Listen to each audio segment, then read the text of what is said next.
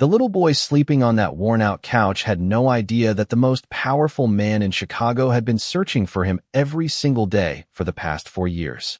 Amelia Brooks had never planned to become anyone's mother. 4 years earlier, during one of the coldest October storms the city had seen in a decade, she had been driving home after finishing a double shift at a neighborhood diner on the south side.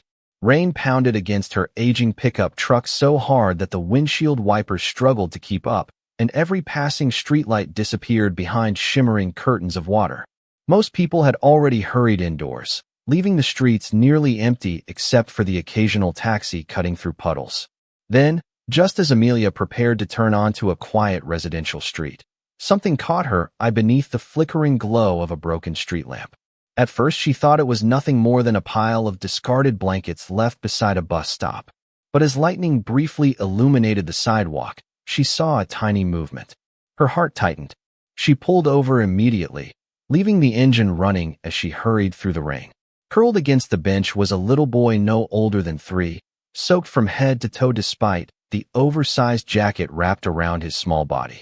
His tiny hands clutched a silver ring engraved with an unfamiliar crest, as though it were the only thing in the world he trusted. His cheeks were pale, his eyelashes damp, and although he wasn't crying anymore, his exhausted eyes searched the darkness as if they still expected someone to return. Amelia knelt carefully several feet away so she wouldn't frighten him. "Hey there," she whispered, keeping her voice as gentle as she could. "Are you here with your mom or dad?" The little boy slowly shook his head. His lips trembled before he answered with only 2 heartbreaking words. "They left." Amelia looked up and scanned every direction. Empty sidewalks. Empty streets. No frantic parents. No flashing police lights. Nothing except endless rain and distant thunder rolling across the city skyline. She reached for her phone to call emergency services, but as she looked back at the child, he instinctively reached for the sleeve of her rain jacket with surprising trust. His tiny fingers refused to let go. Something inside Amelia shifted in that quiet moment. She had grown up moving from one foster home to another, knowing exactly how lonely unfamiliar buildings and unfamiliar faces could feel to a frightened child. The thought of sending him into another uncertain system made her chest ache in ways she couldn't explain. She gently removed her coat and wrapped it around his shoulders before lifting him into her arms. He weighed almost nothing. His small head rested against her shoulder, and within seconds, completely exhausted, he drifted into the deepest sleep. Amelia had no way of knowing that the silver ring still clutched in his tiny hand belonged to one of the wealthiest and most feared families in America. She only knew that no child deserved to spend another minute alone in the cold. As she carried him toward the warmth of her truck, neither of them realized that destiny had quietly begun rewriting both of their lives. The following morning, Amelia brought the little boy to the nearest police station, hoping someone had already reported him missing. Officers asked gentle questions, took photographs of the silver ring, and checked every report that had come in overnight. Hours passed inside the quiet waiting room while the child sat beside her coloring with a box of donated crayons, never once asking to leave her side. Every time an officer approached, he instinctively reached for Amelia's hand. By sunset, there was still no missing child report that matched his description, no family photographs, and no phone calls from desperate parents. Child Protective Services arranged temporary emergency placement, but before anyone could lead him away, the little boy burst into tears and wrapped both arms around Amelia's waist.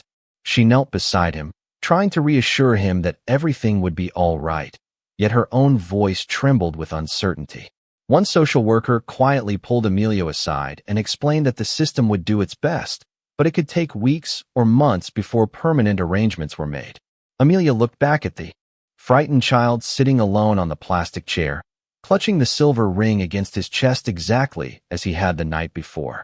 Memories she had spent years trying to bury suddenly returned with painful clarity.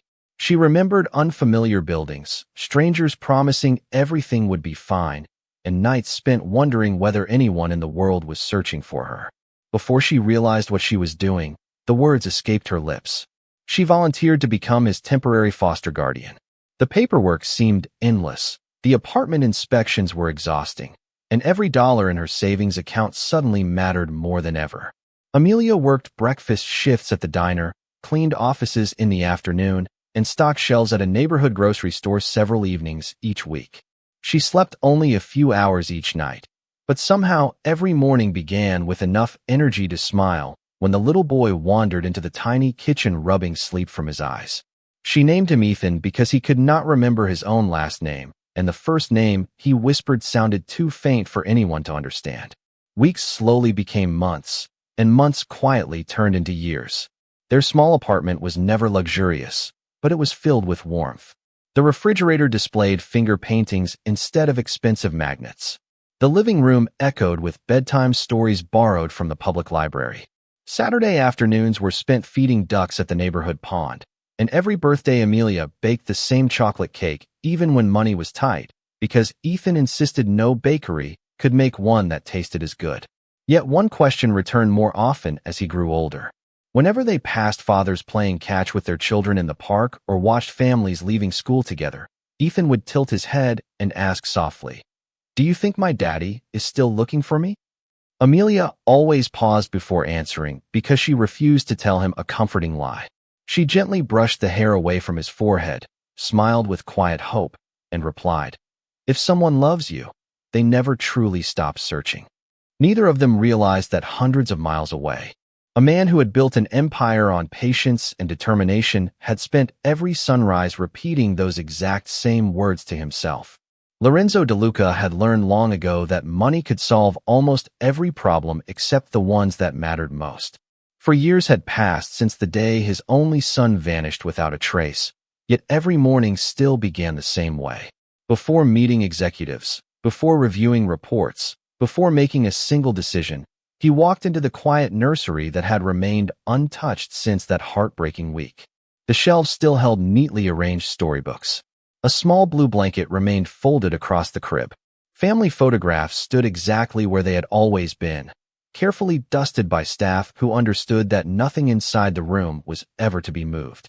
His employees saw a disciplined businessman whose calm presence filled every room with quiet authority, but none of them witnessed the father who spent a few silent minutes there each sunrise, wondering where his little boy might be waking up. Every possible lead had been investigated. Every anonymous phone call had been checked. Every photograph, every hospital record, every school enrollment, and every foster care database had been reviewed countless times. Lorenzo never allowed anyone to call the search hopeless. Whenever advisors gently suggested accepting the past and moving forward, he answered with the same steady words. A father does not stop looking simply because time has passed. Those closest to him eventually stopped trying to convince him otherwise. Instead, the search became part of the organization itself. Trusted investigators traveled from city to city, following even the smallest possibility. Charities quietly received generous donations whenever they helped reunite missing children with their families.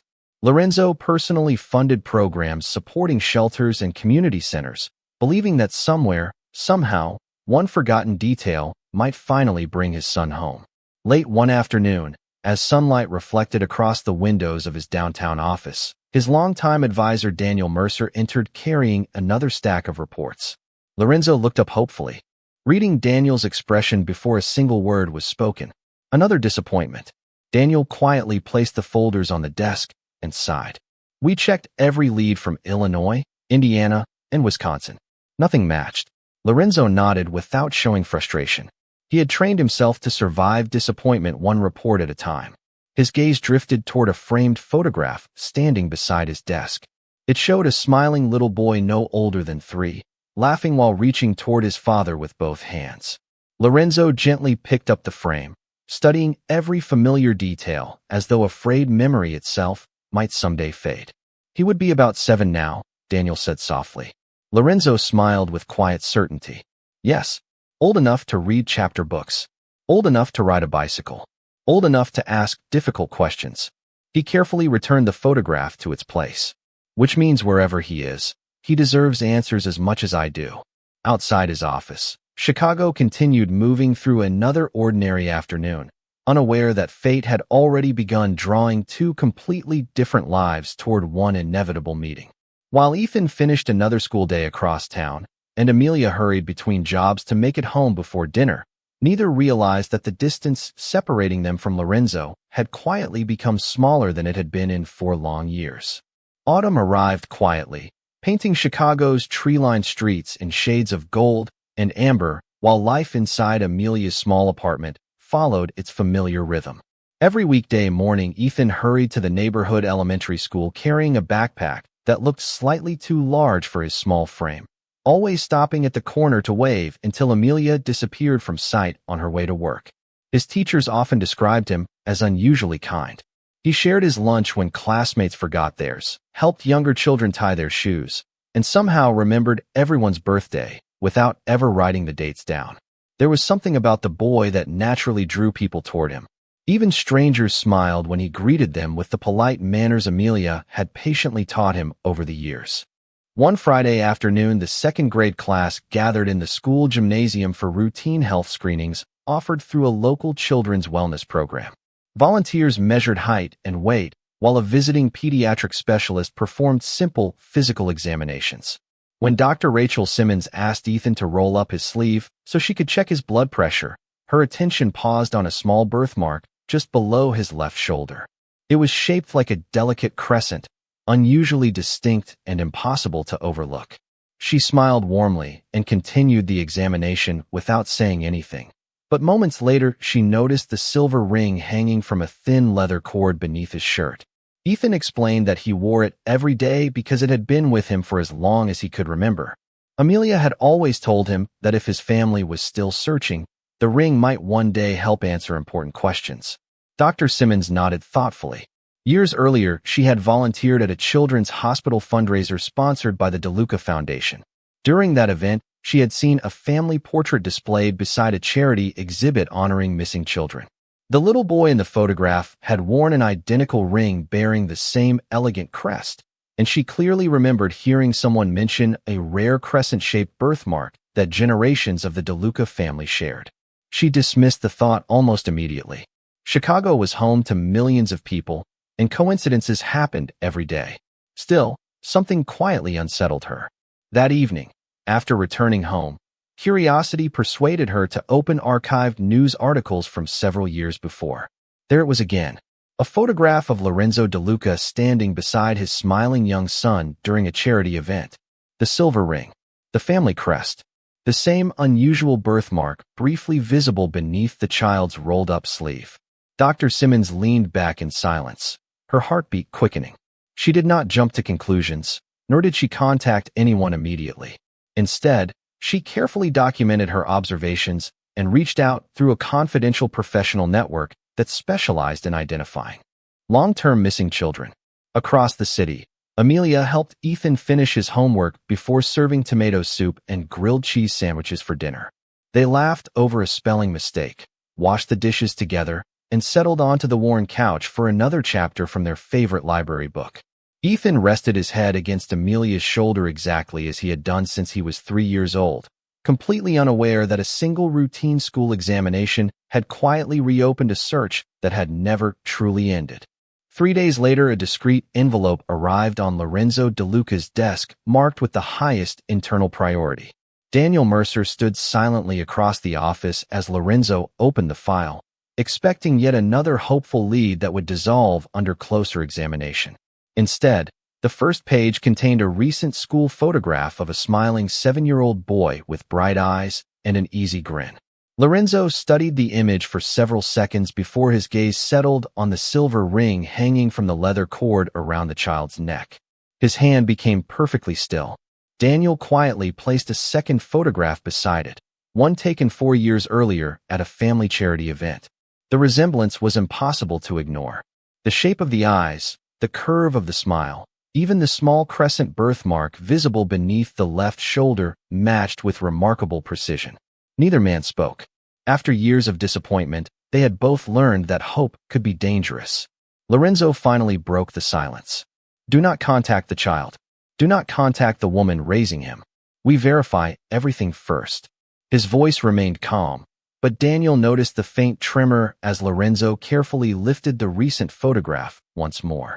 Within hours, a small team of trusted investigators began quietly observing without interfering.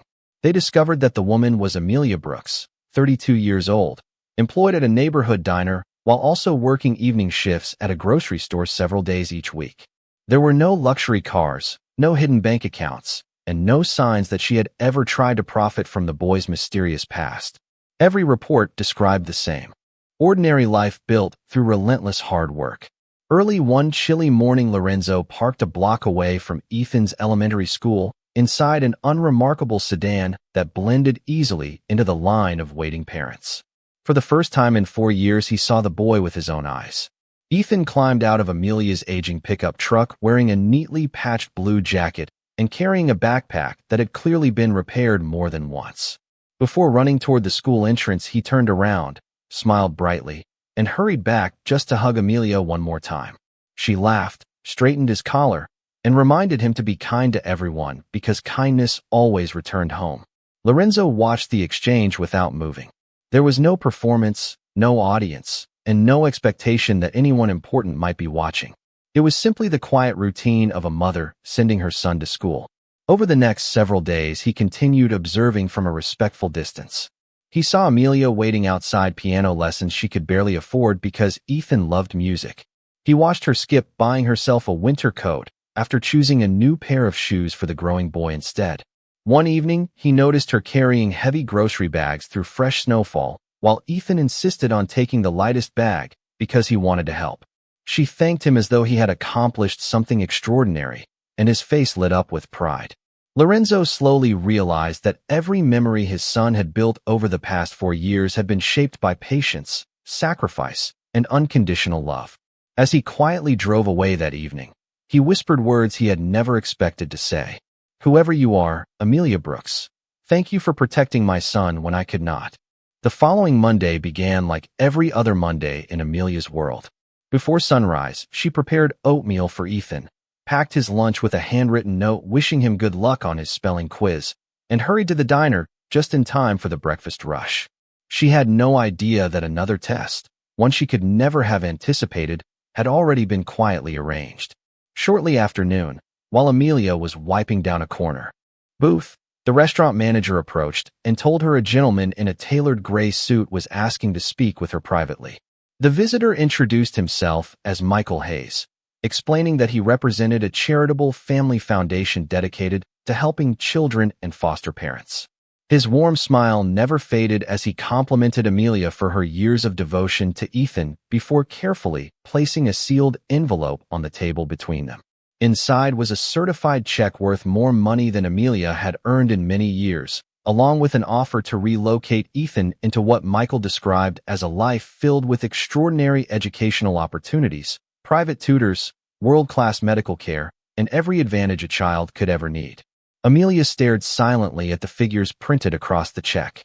For one brief moment, she imagined paying every overdue bill, replacing her aging truck, and finally sleeping without worrying about rent. Then she folded the check, slid it back across the table, and looked directly into Michael's eyes. "If this is payment for raising Ethan, you have misunderstood everything about me," she said calmly. Michael remained polite. "Miss Brooks, this is not intended to offend you. We simply believe the child deserves possibilities beyond what your current circumstances can provide." Amelia smiled gently, but there was quiet strength behind her tired eyes. "Every child deserves opportunity," she answered. "But children are not opportunities to be transferred from one life to another because someone has deeper pockets. They are human beings. Ethan is not an investment. He is a little boy who needs to know the people he trusts will never trade him away." Michael nodded thoughtfully, thanked her for her honesty, and left without another argument. From a parked vehicle across the street, Lorenzo watched the entire conversation through the restaurant window.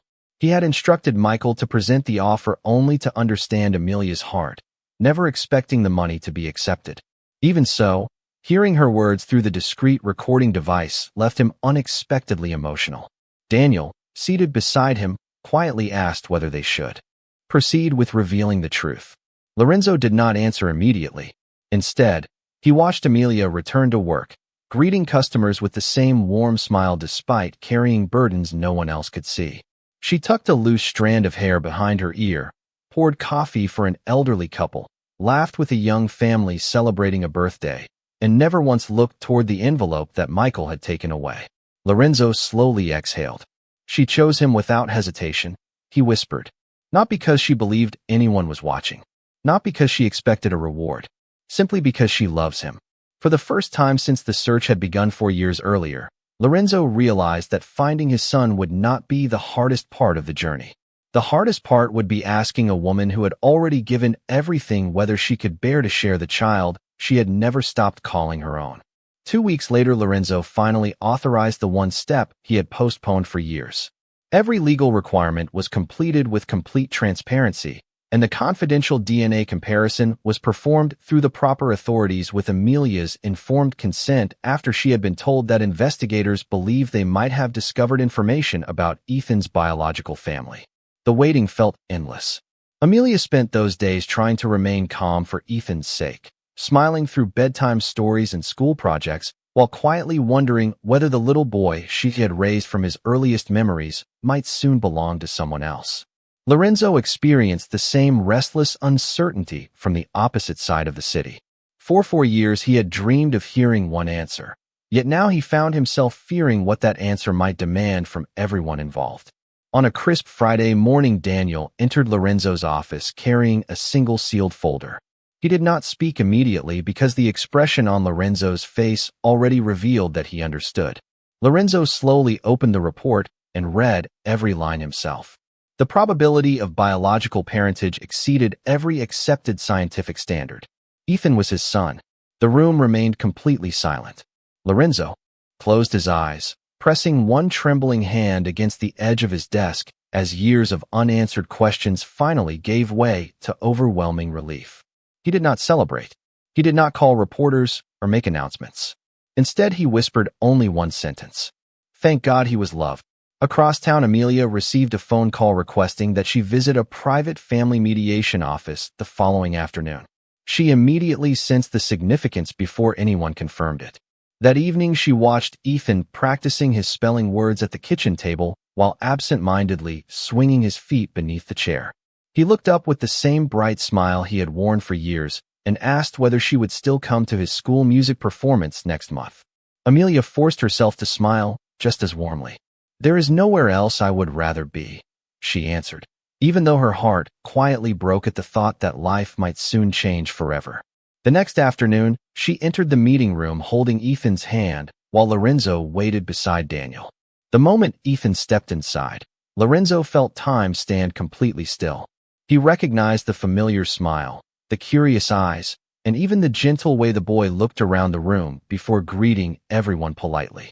Ethan looked at the tall stranger with innocent curiosity, unaware that the man standing only a few feet away had imagined this meeting thousands of times. Before anyone could begin explaining the DNA results, Ethan instinctively reached for Amelia's hand.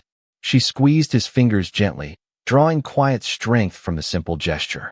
The attorney carefully presented the findings with compassion and patience, explaining that the testing confirmed Ethan's biological relationship to Lorenzo beyond any reasonable doubt.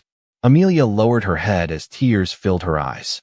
She had always hoped Ethan's family might still be searching, yet now that hope carried the painful possibility of losing the child who had filled every corner of her life with purpose. Lorenzo noticed her silent tears and understood something that no report or investigation could ever measure. During the 4 years he had been searching for his son, Amelia had been building a family with him one ordinary day at a time, and no scientific result could erase those precious years of love. The days that followed unfolded with extraordinary care because neither Lorenzo nor Amelia wanted Ethan to feel as though his life were being pulled apart. Rather than demanding immediate changes, Lorenzo asked only for the opportunity to spend time with the boy and answer whatever questions naturally arose. Their first afternoon together took place in a quiet botanical garden filled with winding paths, colorful flowers, and small ponds where ducks drifted peacefully across the water. Amelia remained nearby, giving Ethan the confidence to explore without fear. At first, the conversation was simple. They talked about baseball, dinosaurs, favorite books, and the piano lessons Ethan loved so much. Lorenzo listened far more than he spoke, quietly amazed by the thoughtful little boy sitting beside him. Every smile, every laugh, every curious question reminded him of memories he thought had been lost forever. As the afternoon came to an end, Lorenzo knelt beside Ethan and gently explained that he had been searching for him for many years. Ethan listened carefully, his young face filled with concentration rather than confusion. After several silent moments, he asked the question that mattered more than any legal document or scientific report. "Does that mean Amelia is not my mom anymore?" The words hung in the cool afternoon air. Amelia looked down, unable to hide the tears gathering in her eyes, while Lorenzo immediately understood that the answer would shape the rest of the boy's life. He smiled gently and placed one hand over Ethan's small shoulder. "No," he said softly. "No one can erase 4 years of bedtime stories, school mornings, birthday cakes, hugs, and every time she stayed beside you when you needed someone. She will always be part of your family." Ethan studied Lorenzo's face for a long moment before quietly nodding. Then, without warning, he ran across the grass and wrapped both arms around Amelia. "I do not want anybody to leave," he whispered into her shoulder. Amelia held him tightly, closing her eyes as relief. And heartbreak blended into one overwhelming emotion. Lorenzo watched them from only a few steps away, realizing that love had already built something far stronger than any courtroom could define. Over the following weeks, they slowly created a new routine together. Lorenzo attended Ethan's school music performance, sitting beside Amelia in the crowded auditorium as they applauded louder than anyone else when Ethan proudly finished his piano recital. They shared weekend breakfasts, visited museums, and spent evenings reading together, while Ethan happily insisted that both adults take turns voicing different characters in his favorite adventure books. Every new memory added another bridge instead of replacing an old one. One evening, while walking through a neighborhood park beneath strings of glowing lights, Ethan reached out and took one of Amelia's hands and one of Lorenzo's. He smiled up at both of them with complete innocence. "Families can get bigger," he said simply. Lorenzo felt his throat tighten as he looked toward Amelia. She smiled through quiet tears, recognizing that the little boy they both loved had already discovered the answer that the adults had struggled for weeks to find. In that peaceful moment, Lorenzo understood with complete certainty that bringing his son home did not require taking him away from the woman who had already given him one. Spring arrived with the gentle promise of new beginnings, and for the first time in 4 years, Lorenzo no longer woke each morning wondering whether his son was safe. Instead, he found himself looking forward to ordinary moments that had once seemed impossible. Saturday breakfasts became a family tradition. Ethan insisted on making pancakes with Amelia, while Lorenzo carefully followed instructions that somehow always ended with flour on his shirt and laughter filling the kitchen. The luxurious mansion Lorenzo had once imagined bringing his son home to no longer felt complete on its own. So rather than asking Ethan to leave behind the only home he remembered, Lorenzo chose a different path. He purchased a beautiful house only a few blocks from Amelia's apartment and invited her to help design every room. So Ethan would feel surrounded by familiar comfort instead of unfamiliar luxury. One afternoon, with legal documents spread neatly across a conference table, Lorenzo made a decision that surprised every attorney present. He formally requested that Amelia remain Ethan's permanent legal guardian alongside him, ensuring that every important decision in the boy's life would always include the woman who had raised him with unwavering devotion. The attorneys exchanged quiet glances, but Lorenzo needed no further explanation. He simply looked toward Amelia and said, "You gave my son everything that mattered before I had the chance. I will never ask him to choose between the people who love him." Amelia struggled to find words. She had prepared herself to let go, believing that loving Ethan meant accepting whatever future was best for him. Instead, she discovered that true gratitude could be just as overwhelming as sacrifice. Months passed, and life settled into a rhythm no one could have predicted. Lorenzo attended every school event his schedule allowed. Amelia still packed Ethan's lunches each morning because he insisted her handwritten notes made every school day better. On weekends, the three of them volunteered together at community centers supporting foster children, quietly funding scholarships and family assistance programs so fewer children would ever experience the loneliness Ethan had once known. Whenever people asked Ethan about his family, he answered with complete confidence, "I have the best dad in the world, and I have the best mom too." He never felt the need to explain further because love had already answered every question that biology alone never could.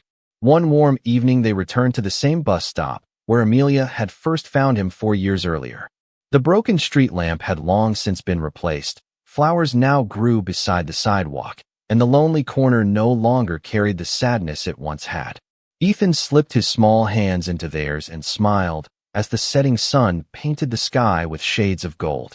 Lorenzo looked toward Amelia with quiet gratitude. "I spent 4 years searching for my son," he said softly. "I never expected that. Finding him would also mean finding the person who had protected everything I loved most." Amelia smiled through grateful tears, watching Ethan race ahead toward the park with carefree laughter echoing through the evening air. In that peaceful moment, none of them thought about the years they had lost. They thought only about the countless years still waiting to be shared together. And that day, everyone who witnessed their story remembered that a child may inherit a family through birth, but it is love, sacrifice, and unwavering kindness that truly make a family whole.